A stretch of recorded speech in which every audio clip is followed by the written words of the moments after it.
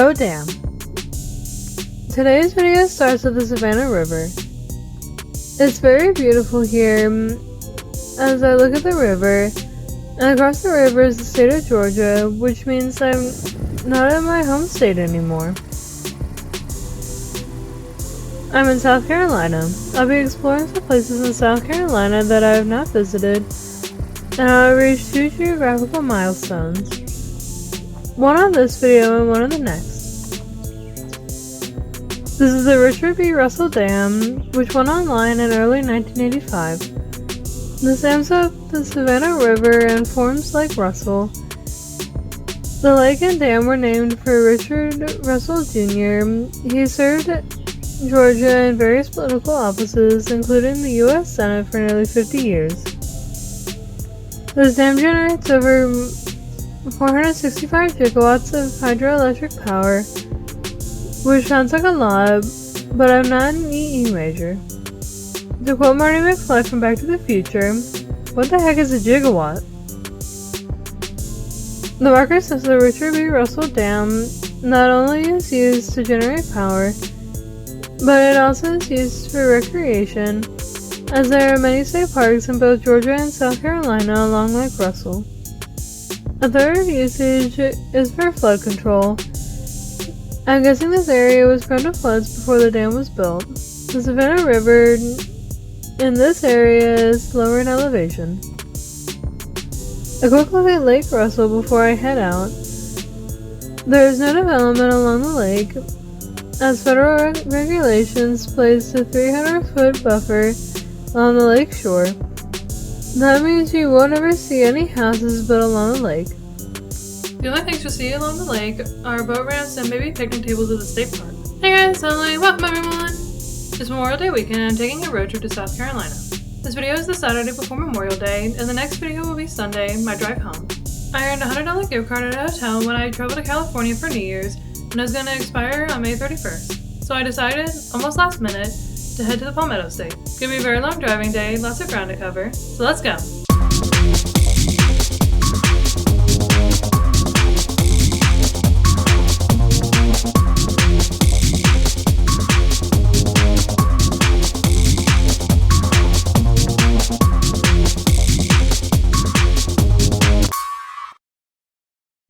Let's check out a map of South Carolina to see where I'm going today.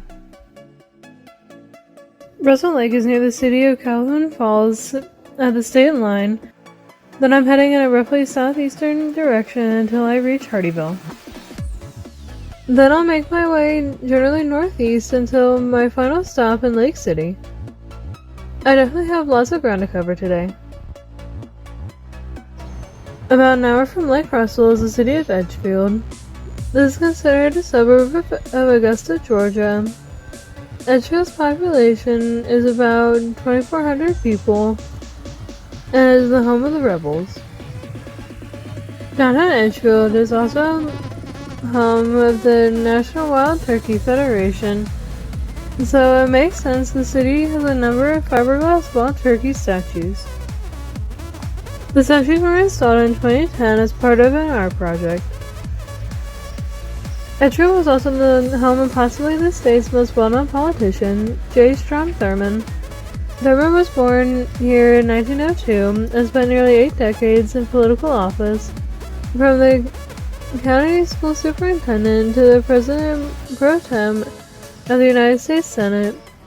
Thurmond is also the only U.S. senator to have served past his 100th birthday. Edgefield is also the name of the county, and here's the county courthouse building. Typical southern architecture, white columns, red brick.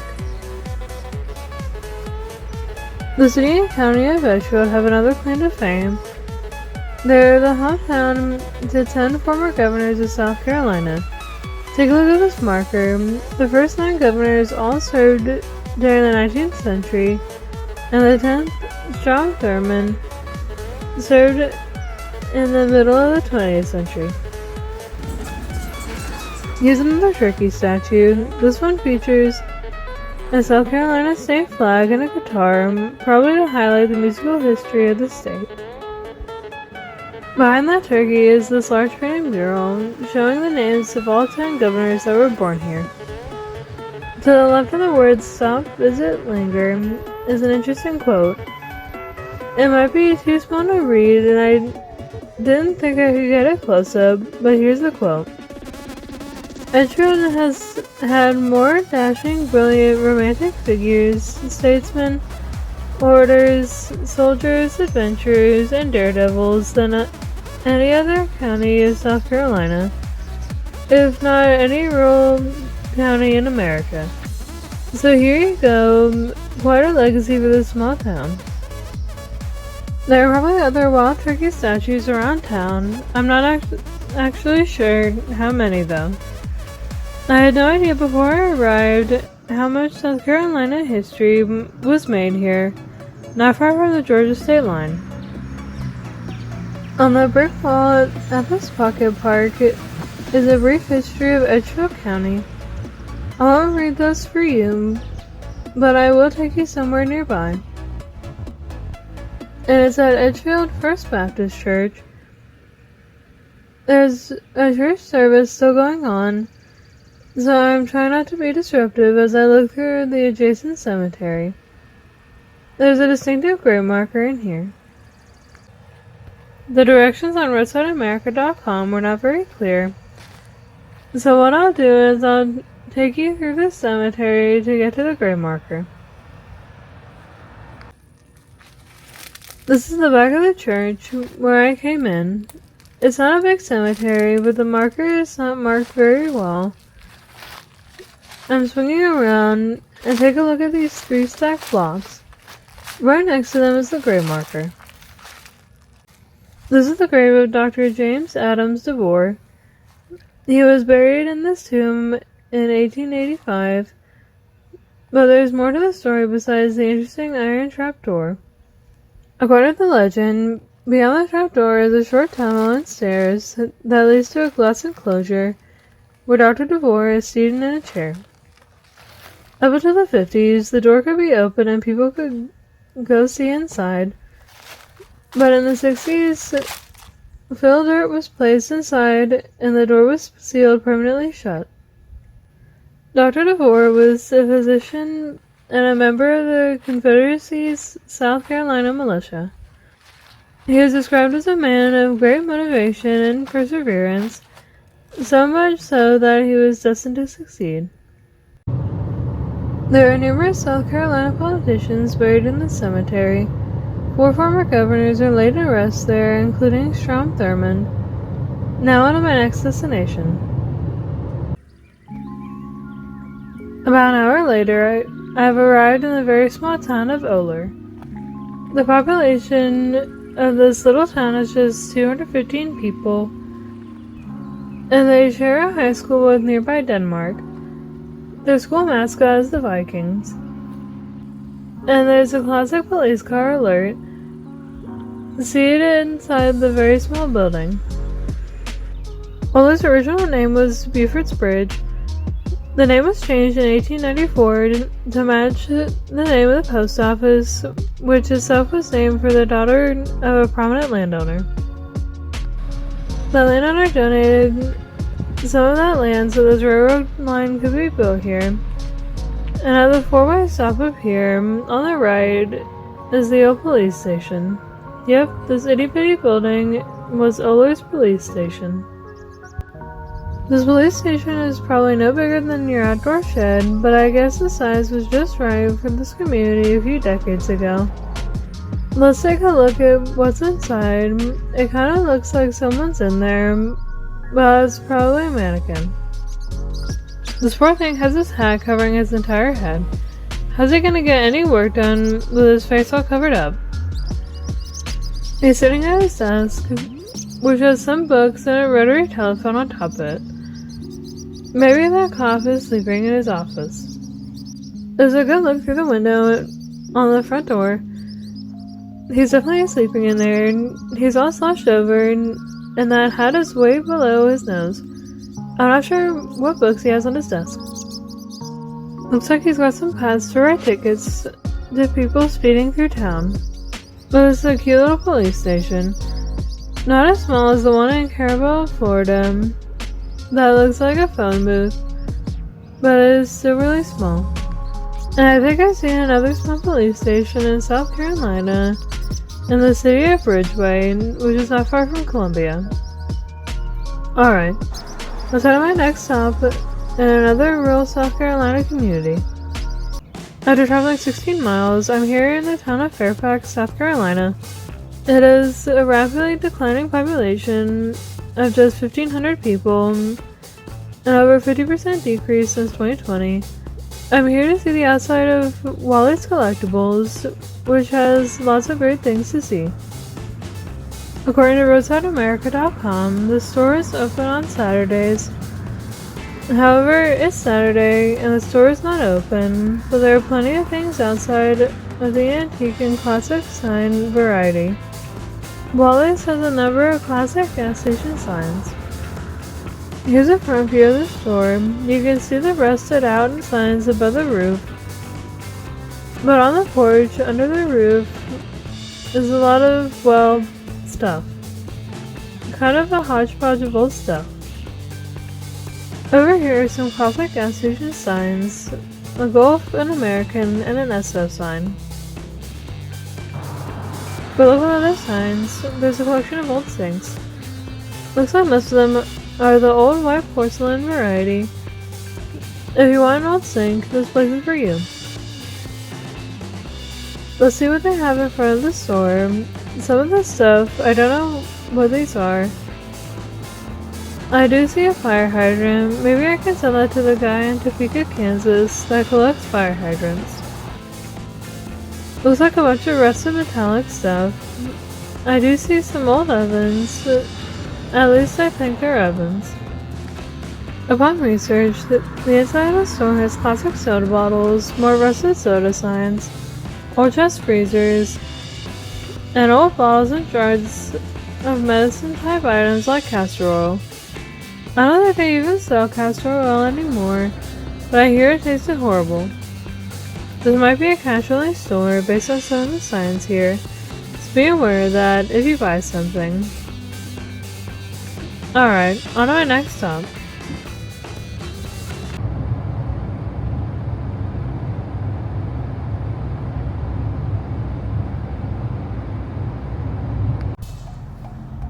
I made it all the way down to Hardeeville, and I'm at Crazy Joe's Fireworks. This is one of those bucket list places I've found on said list for a while. These twin fiberglass elephants. You've probably seen other vloggers visit, and now it's my turn. These examples of pachyderm goodness are life-size and are officially named Big Al and Lizzie. However, many people call them Thelma and Louise. They said they're standing where some gas pumps used to be. The fireworks store owner, Papa Joe, bought these elephants in 1974 and placed them outside the Papa Joe's fireworks store. At some point, these elephants were moved in front of his other store, where they stand today. Today they are considered a local landmark and visited by many travelers, whether they buy fireworks or not. The elephants are painted fairly frequently, and today they definitely look like they got a fresh coat of paint recently. To see these elephants, take exit 5 off Interstate 95, head north on US 17, and Crazy Joe's Fireworks will be on the left side. If you're the type of person that travels the country in search of pink elephant statues, well, here's another one to add to your collection. It only takes about 2 minutes to get yourself a fun pic, or if you're a vlogger, about half an hour to get every single angle possible.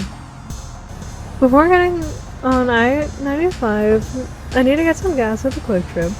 South Carolina typically has cheaper gas prices than nearby states, and today their price is $3.19 a gallon.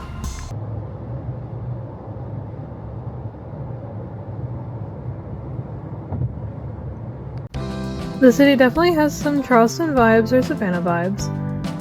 I'm in the city of Beaufort, South Carolina, and it's a popular place. Lots of people walking around the historic district.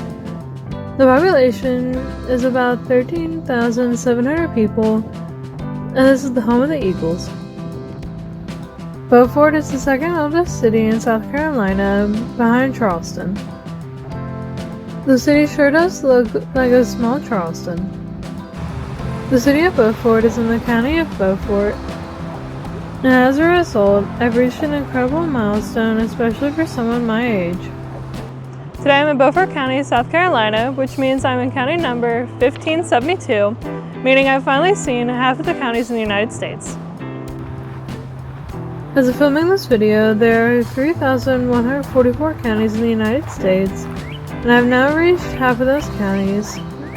In some ways, this milestone might be more significant than reaching all 50 states, because in order to see so many counties, I've traveled not only to big cities and interstate highways, but also small cities and rural two-lane roads across the country.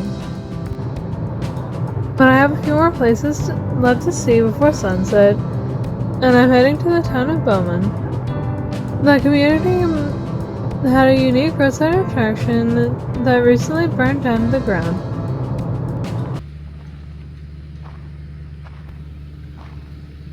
This is what remains of the UFO Welcome Center. It burned down a couple of weeks before the filming of this episode. I went here a couple of years ago. It was an interesting wooden structure in the shape of an alien spaceship. The creator of the structure, Jody Pendarvis, built the Welcome Center in 1994 in front of his mobile home.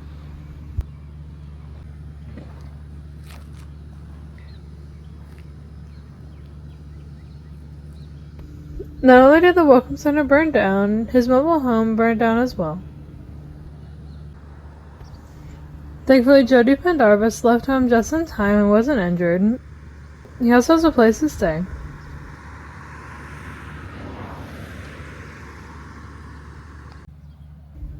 There's not much left, just this machine to detect UFOs, and also a rocket in front of me that says Merry Christmas. That's what's left of the mobile home. There's no word on what caused the fire, but if you see my video from 2 years ago, the Welcome Center was kind of wired up like a Christmas tree, so it wouldn't surprise me if it had to do with the wiring.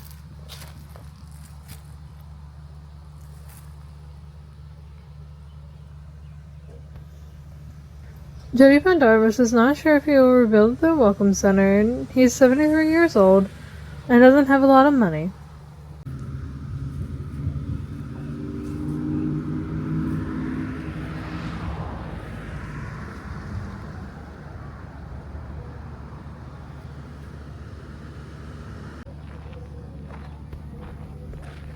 One thing he was able to save is this painted mural. It was on the other side of the property, where the rocket is now. He took it with him when the fire broke out, and it looks like he's placed it right here as a memento of the UFO Welcome Center.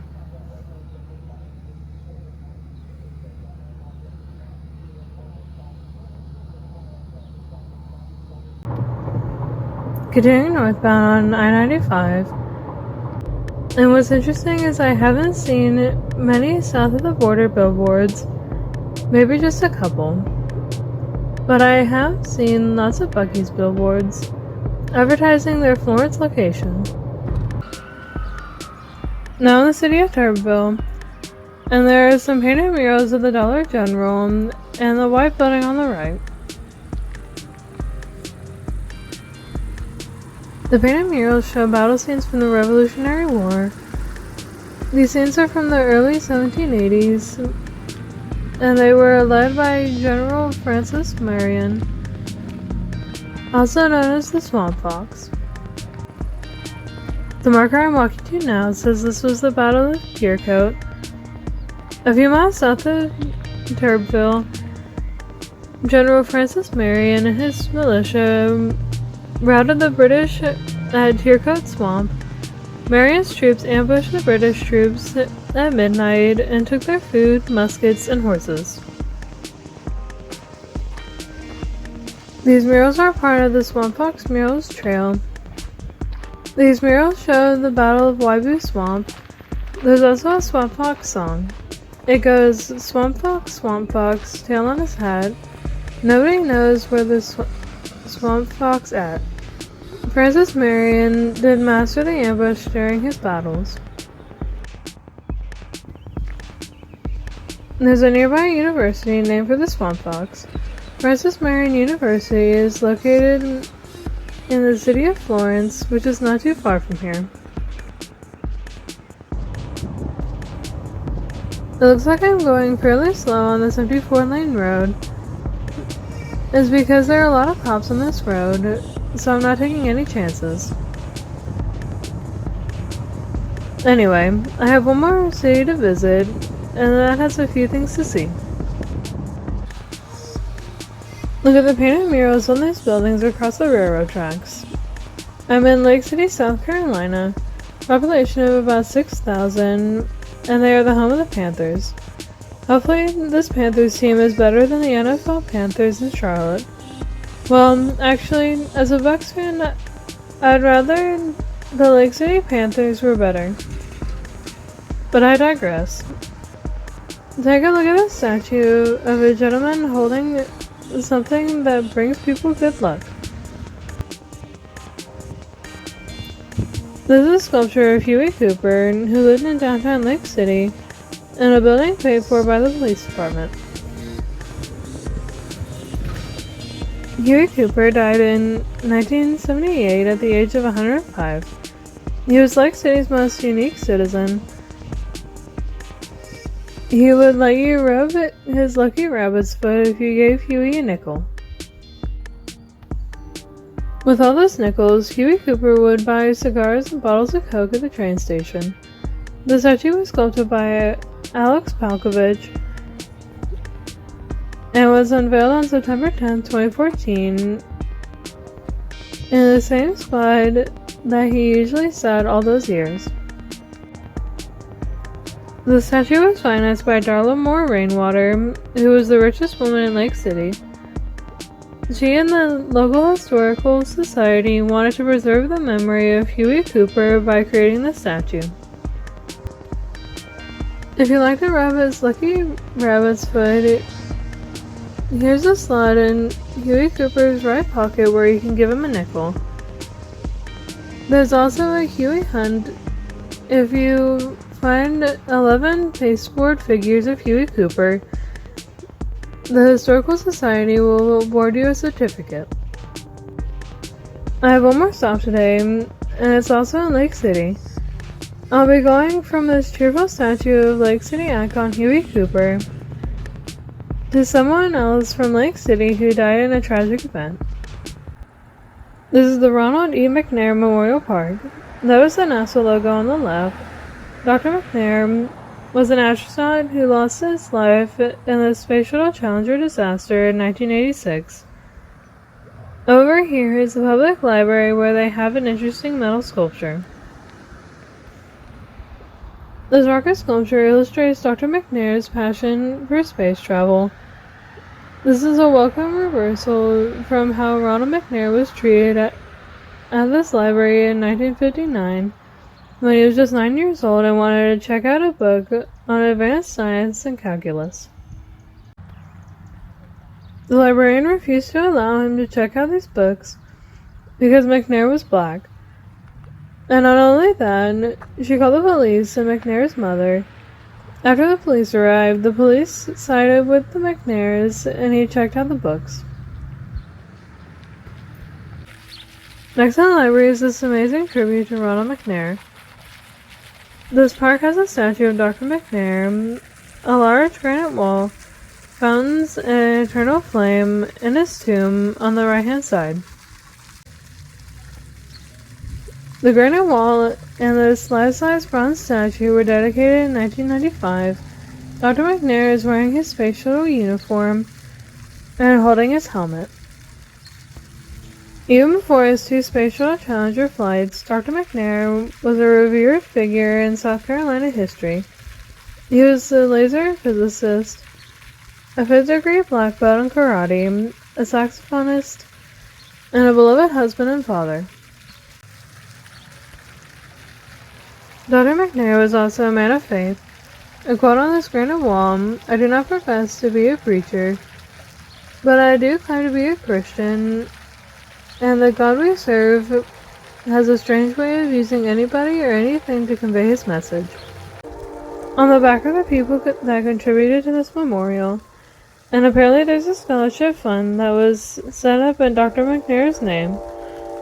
Ground was broken for this park in 1991 and dedicated a year later.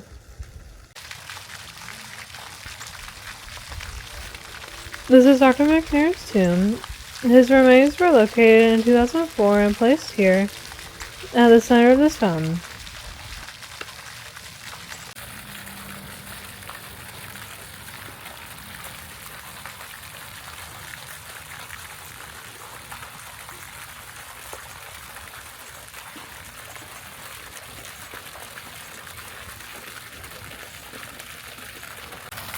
In the same year, a gas-powered eternal flame was placed in front of this tomb. Behind the tomb are 3 flags, the U.S. flag at the center, Christian flag on the right, and the South Carolina flag on the left.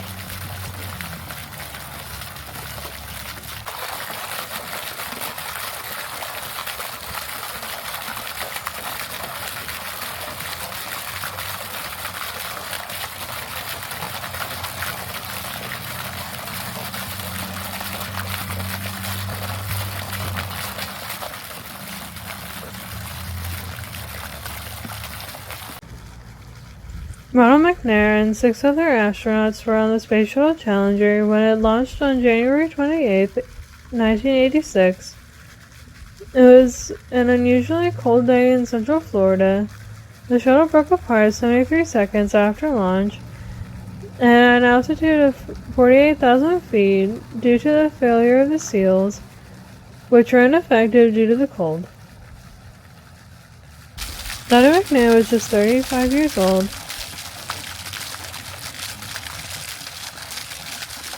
This mission was a media sensation, as teacher Krista McAuliffe was also on board as part of the Teacher in Space project.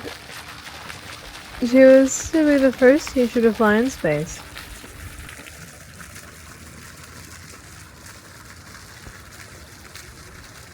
Other astronauts on that flight were F. Richard Scobie, Michael J. Smith, Ellison Onizuka, Judith Resnick, and Gregory Jarvis.